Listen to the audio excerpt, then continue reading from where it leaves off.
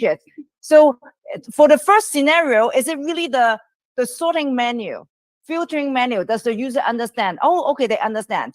But the user was confused with, he thought those actually related to money, that he might have to pay more, right? For IMAX, because yes, for some IMAX theater that we do have to pay more, right? And it doesn't connect. So it all goes back to what Ada was saying earlier, who the customer is, what is the value, and what is their behavior to identify what the challenges is. Thank you. Thank you, Ada, again. So last but not least, we have Candace to share her experience. So especially what Ada has shared with us earlier is that we all, after the research, we have to bring the results back to the team to educate and share what are the pain points of the users, so that we can go back and design and work together with the technical team and resolve those issues for the next versions, right? So it's important for teams to work together. So we have Candace to share a little bit more about her role and how teams work together in technical platforms.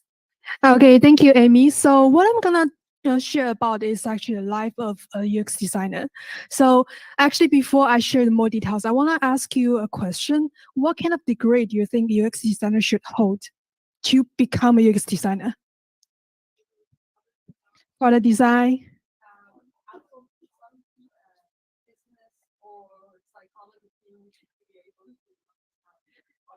So business, psychology. Okay, I want to share a little bit about my story. Back in college, I studied Chinese language and literature. So I'm really good with writing in Chinese. But actually, when I try to look for my job, I have many options. I can become admin. I can also become a teacher to teach Chinese. And also, I was looking for a job as a product manager. But then I become UX designer. How? Because we don't necessarily need to go to school to get a degree to become a UX designer. So if any one of you are interested in becoming a designer, please take the step, because there are many resources on the internet, and also there are many courses and certificates you can take to really help you to build your portfolio. Once you have a portfolio, bring that to a job interview. Maybe you'll get a shot. Okay, so the reason why I choose to become a UX designer, 3 key reasons. One, if you're interested in problem solving. Just now, we saw a lot of issues coming from the website, and also sometimes when we talk to different business users or talking to customers, we see the many different problems. And if you already get very excited about those problems and you want to provide solutions, maybe you're right fit for this career. And second of all, if you're interested in working with people, because working as a designer, you don't really just sitting down there drawing squares and drawing lines. Actually, no, we have to do a lot of different meetings, conversations with different people to understand what's the problem and what are possible solutions, and how do developers can really bring those things into life. So there are a lot of people elements in our job. And third of all, it's basically a balance between the big picture and also the details.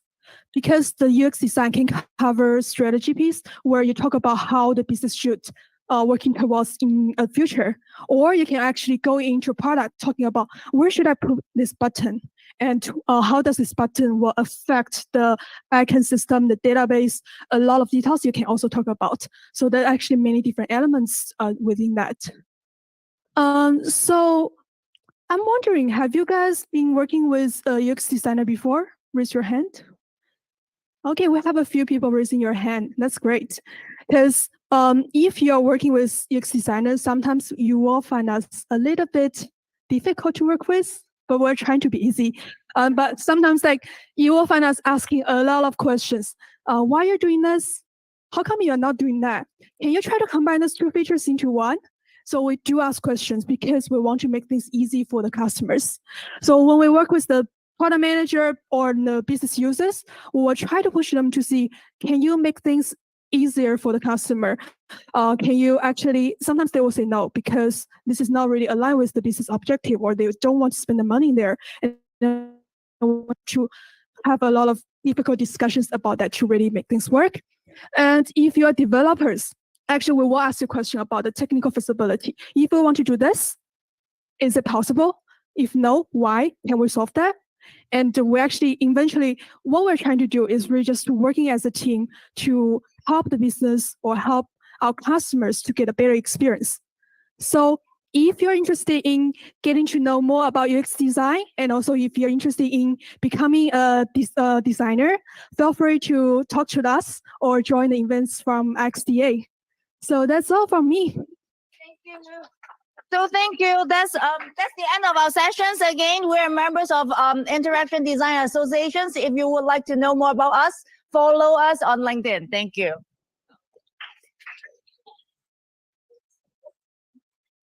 Hopefully you find this session enjoyable and had some fun. So today we are going to have our last session, and we will have a few of us, including Cheryl. I put her here first. Let me see. Can I pin? Hello again. Hi, how are you all doing? I hope you had a great day. Yeah, so just hold on a second. I just need to set up a little bit on the camera so you can see us as well, or everyone can see each other.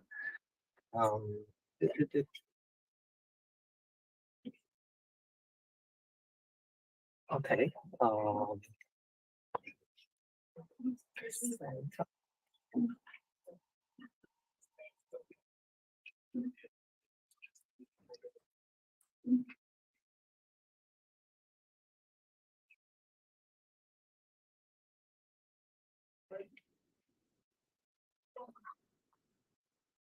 I'm not sure if this camera will work.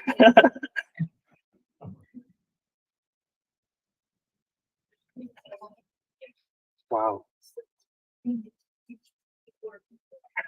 Hey, great. This was great. I can see things. Well done. Yay. That's the limit. Okay. Oh, let me. 仲喐緊嘅喂喂 overdone it. There's a delay here. 有啲慢。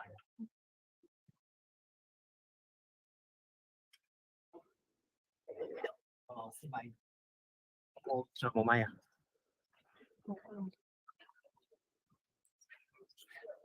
Okay, sure. Okay. So the last session will be a panel discussion about dare to love ourselves. I think we had a lot of sharings today. From this morning, we had a few senior managers from Google, and also some founders like Dora and also Wendy, and also a few others to share about how we could develop our courage and how we can develop our career and leadership. And second half of today is also about shifting from a non-technical role to a technical role. And I think there's a common theme here today. As you can tell, this year's topic is about dare to be, right? So how we can, in this world of complexity, right? We often, as a women, we often find ourselves am I able to do it? We always doubt about ourselves. We always doubt about whether we are good enough or not. There's a terminology called imposter syndrome. So I just want to hear what you guys think about how we can deal with this imposter syndrome. Anyone? Yeah, I can go first. So I think that I think this terminology, imposter syndrome, first in a way is very popular. So it often comes out of people that you think that why they don't they don't even, those are the successful people, and they're saying they have imposter syndrome, which sounds very weird. But on the other hand, I think this is something that is just natural for all of us. I think myself, I need to learn that how to combat this voice. So I think previously we have speaker also talking about this voice in our mind, the inner voice. Some of those are not as friendly as the other, and you need to recognize it. So one way that I want to share with you is how to recognize it. So there are 3 questions you can ask yourself whenever there's this kind of accusing like sound in your head. First, ask, is it true? Is this sound what is saying it is true? Is it absolute truth? Second, it is kind. Is it a kind voice to you? Is this message kind to you? Third, is it helpful for whatever you're dealing with at that moment? Is that message helpful? And if it's not, what you need to do is to lower the volume, because you cannot easily delete it. We wish to delete it, but you can't. So we lower down the volume and bring up another message, which is a encouraging message that you kind of need to pre-plant into your mind first. Otherwise, you don't have enough time to retrieve it out. So take your time to plant some of the encouraging and true and kind and helpful message in your mind. And then when this sabotage message comes, recognize it, dial it down, and make sure you bring up the right message, which is true, which is kind, and which is helpful to you. Cheryl, you have any input on that? Yeah, I was just admiring how well you have put this as an answer. I would use it and steal it with pride. I think the only maybe 2 things I would add is acceptance of the imposter syndrome. And again, I love the word because there's a word for it. I didn't even know that's what it's called. For me, it can come as self-doubt, or it can come as lack of confidence, or it can come as I feel I deserve less, or I know less than what I have been given as an opportunity. It's just acceptance and acknowledgement that this happens with all successful people. So if you're successful, like if you have an imposter syndrome, also pat your back that you must be successful. That's why you're feeling full of doubt. But I think besides that, the only thing I would say, because it's been so beautifully answered, is if the volume piece that was being said about, if the imposter syndrome is stopping you from doing something, then it's a bad thing. But sometimes an imposter syndrome pushes you to do more, pushes you to learn, pushes you to come out of your comfort zone. So as quickly as you push that from a painful mindset to a growth mindset, I think imposter syndrome helps you to learn more and grow more and keep, focusing on the positivity and keep focusing on the areas that you can work on. So use imposter syndrome as a way to check yourself and accept yourself and grow yourself. I think just that shift of mindset is very, very helpful, but it happens with everyone and it happens throughout your career in different phases. So it's something which is very, very real. Actually, I completely agree with you too. So I want to share a little bit more in terms. So actually, before I had a lot of self-doubts about myself, especially because I constantly compare myself to others. I was like thinking about, oh, we're doing the same kind of job. How come that person's doing a better job than me? And is there anything I can improve? That actually becomes something like, it's kind of like a motivation for me to go back home and learn something new and to do something more. But later on, I start to realize that's not really something that's going to make me happy. So I stopped doing that and start to accept the fact maybe you cannot be a 100 score at everything, and you maybe finding my own strengths is better than trying to check every single box. So I think now I'm at a better place. I'm still trying to suppress my kind of desire of the competition, just trying to see like just push myself a little bit more. And also I think cutting down your social media, the usage of social media might also help as well. So yeah.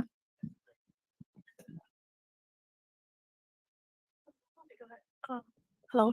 I think like I would say even well I would say, are you sure you have imposter syndrome?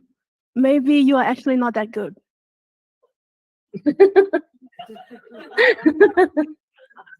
It's true. I mean, it's like, okay, well, honestly, there are really a lot of successful people who think they know what they're doing.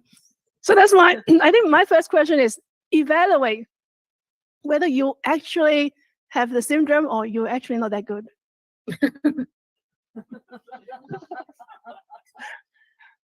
Wow, that's well, there are always people that are better than us, right? Even Elon Musk, he's very smart, and many people are even smarter than him, right? I think we are not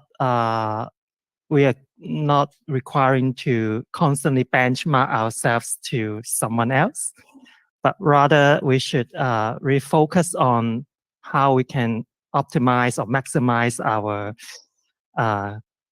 strengths, as well as to forgive ourselves from time to time for making mistakes. And I think that's also a mindset change, right? Like fail fast, learn fast, and all the agile mindset applies here as well into life.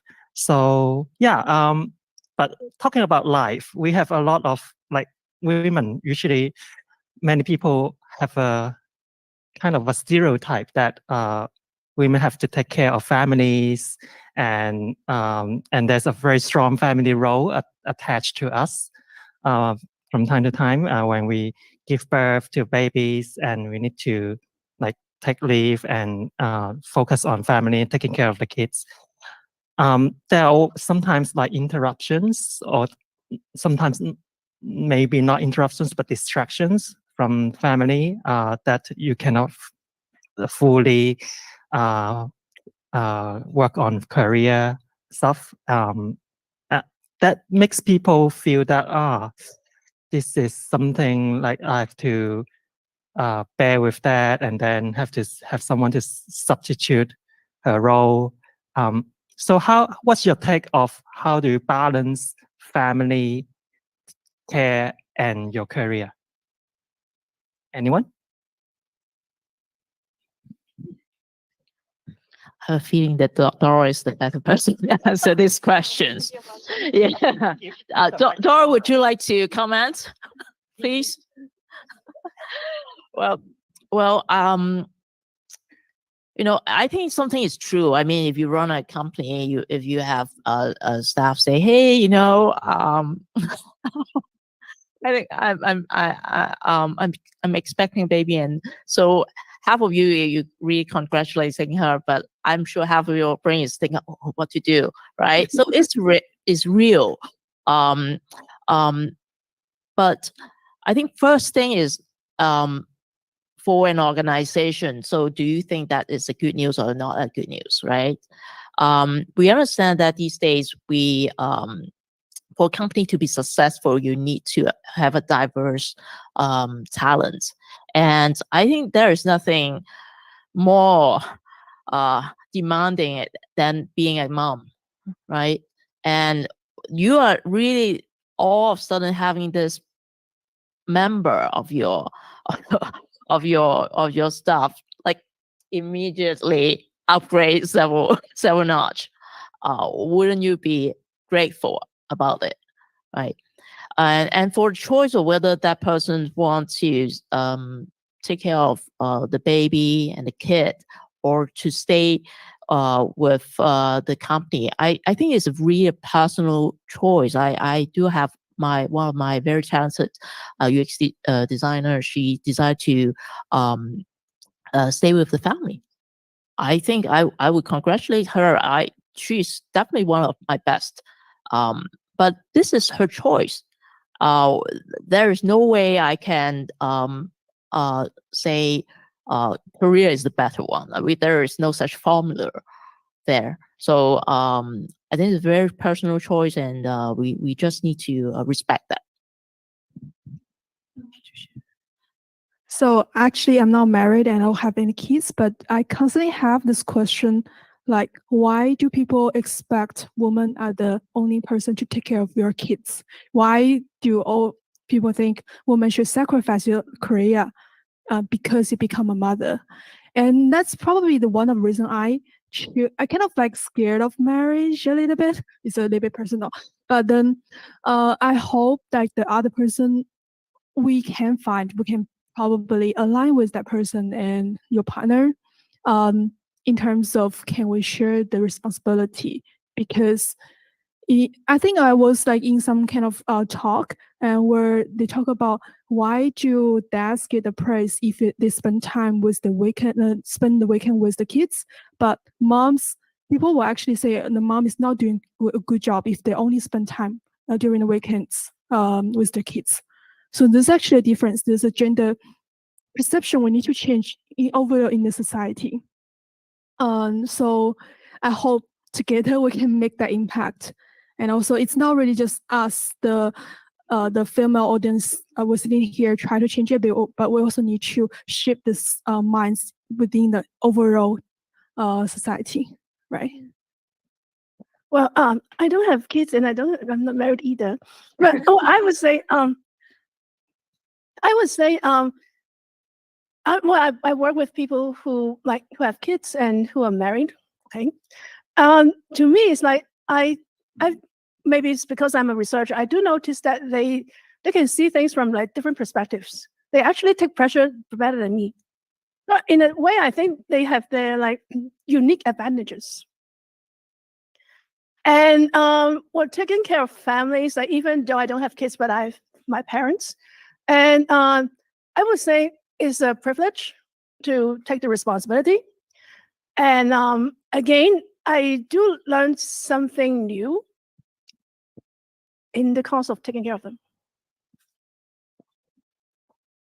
Anything to add, Sharon? Yeah, I agree with all of them. I think one thing I added, again, I also don't have kids. So this is a surprising panel because majority of us don't have kids. But one thing I would say that I think I've been a caretaker as well, with my mother who had like a very long illness. And I would say it is 100% a privilege, and it gives you perspective in life that nothing ever would.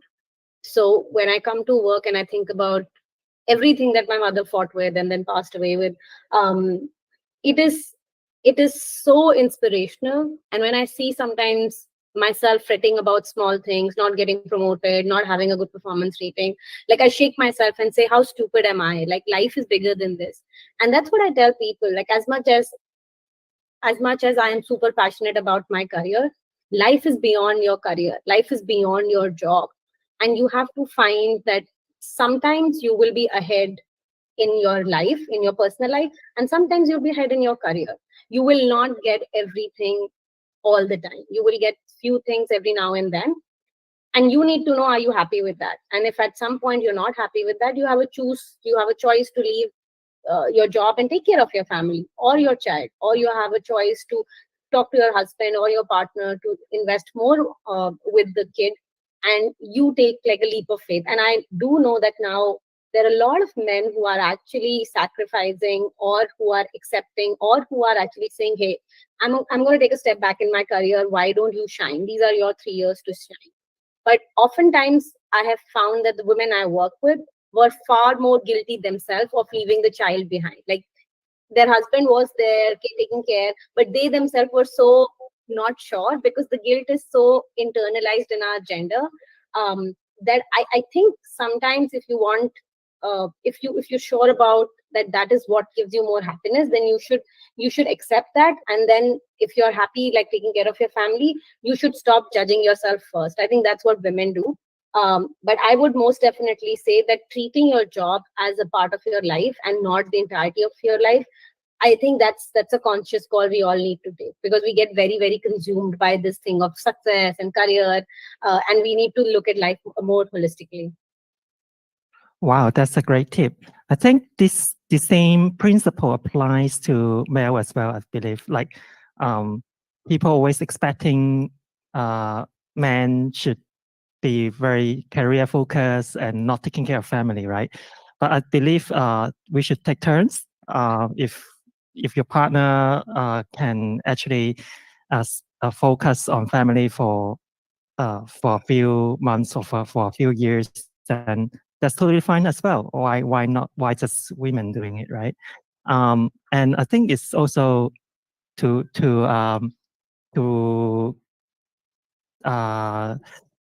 go along with this year's theme, Dare to Be. We should be dare to be challenging our life partners and ourselves. How we can actually make sure that we see things holistically, as what Sherry says. Job or career is not the only thing in your life. We should zoom out a little bit and see your life holistically. So, yeah, thank you for everyone joining today's session, and thank you, Cheryl, for joining again.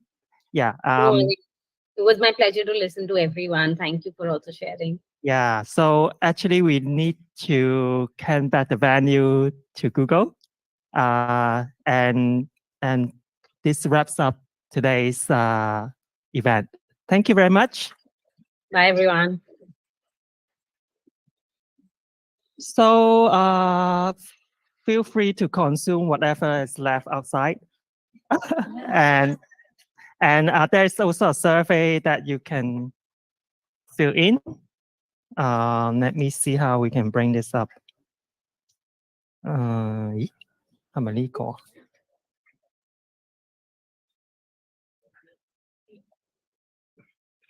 睇下先。呢個？呢個？誒呢度？呢度？唔得啊？呢度？係 OK 啦，OK 啦，你得啦，唔使再做。We still have some sweat and then free at the outside. Feel free to take it. Yeah. Yeah. Whatever you like and John, then you take it. 有冇 scan 個 QR code？去到，快啲，大啲，放大啲，放大啲。大家一定要 scan 呢個 QR code 啊，因為上面有好多資訊㗎，之後你哋靠佢 follow up 㗎啦。So please, hi ladies, please follow our Facebook page because we will have the latest news and the photo and the video of today we'll share on this platform.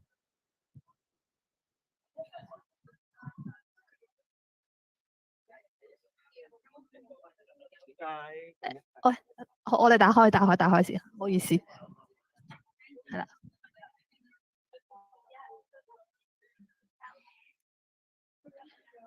Thank you for coming. If you have any concerns or questions, you can also send us the message through Facebook.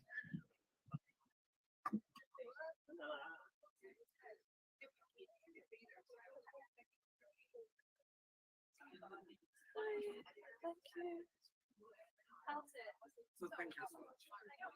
Yeah. I know it's such a long day. It's a long day, very actually. But like, I don't know because I'm go outside, so it's still raining, so there's no point to be. And I'm here just a week, so as we work, so.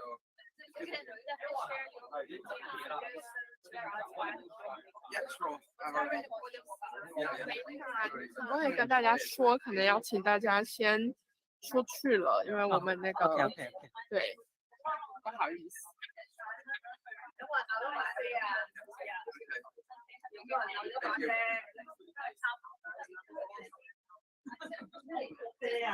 有冇人漏咗把遮啊？有冇人漏咗把遮啊？有冇人漏咗把遮？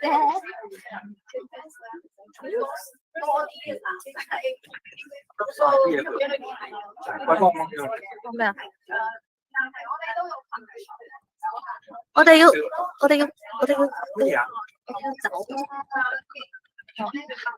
大家唔好留低你哋自己嘅貴重物品啊！帶走自己嘅手機、銀包、遮，同埋要執自己啲嘢啦。因為咧，我哋呢一層咧，有保安哥哥佢要收工啦，所以我哋都要執啲嘢走啦。好多謝大家今日嚟啦，我哋下次可以再一齊傾。Thank you for coming today, because we are going to close this area. So.